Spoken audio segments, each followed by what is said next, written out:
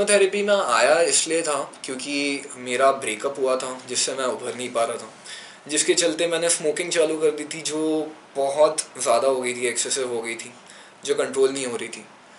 और कहीं तो भी समय आ गया था जब मुझे समझ में नहीं आ रहा था कि मैं करूँ तो करूँ क्या खुद के साथ में, क्योंकि दिमाग काम नहीं करता था, 24 घंटे वही ख्यालों में, वही बातों में उलझा रहता था। तो इसीलिए मैंने काउंसलिंग ढूंढी और इसीलिए मैं हिप्नोथेरेपी में आया, क्योंकि कहीं तो भी एक समय होता है जब आपको लगता है कि हाँ ये हो गया, अब इससे निकलना है, अब इससे आगे बढ़ना है, बट आप निकल नहीं पाते।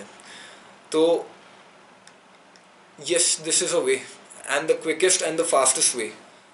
दूसरी मेरी एक और प्रॉब्लम ये थी कि मुझे स्टेज फ्राइट था। जैसे मैंने कहा कि एंग्जाइटी बहुत रहती है, एंड स्टेज पे जाता था तो स्वेट, परफॉर्मर हूँ, गाना आता है, गिटार बजाना आता है, एक्टर बनना है, बट स्टेज फ्राइट इतना रहता है कि कुछ समझ में नहीं आता स्टेज पे जाके। तो उससे भी डील करने का तरीका, उसकी वजह जानना, क्योंकि हर चीज़ आपके पास से कनेक्टेड होती है। आप कहीं ना कहीं हर्ट हुए होंगे जो आपको याद नहीं रहता। वो मुझे पता चला यहाँ पे आके कि एग्जैक्टली किस वजह से मुझे स्टेज फ्राइट था, या अभी भी मैं डील कर रहा हूँ उससे। सो यस, आप जब अपने आप से कनेक्ट होते हो वापस, जब अपने ओरिजिन्स जानते हो, तभी आप उससे बाहर निकल सकते हो, क्योंकि ये बातें याद नहीं रहती है लेकिन आपके ऊपर असर बहुत बड़ा छोड़ के जाती है।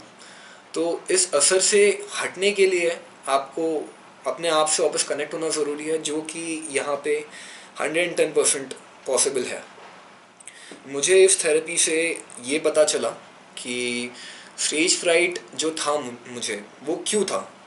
क्योंकि जब सर ने पास्ट लाइफ रिग्रेशन किया तब मुझे पता चला कि 7th क्लास में देयर वाज एन इंसिडेंट जहाँ पे मुझे पहली बार ऐसा लगा था कि मैं कहीं परफॉर्म नहीं कर सकता। जो मुझे स्टेज फ्राइट, जो पियर प्रेशर और डर जो मन में बैठ गया था, जो मुझे याद नहीं था, जो मुझे पास्ट लाइफ रिग्रेशन में पता चला, तो उस वजह को क्लियर करने के बाद में जो मेरा स्टेज फ्राइट है, that has been reduced by 80%।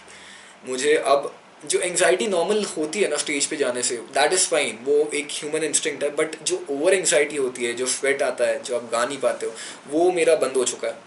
And I am very thankful to Vinod sir.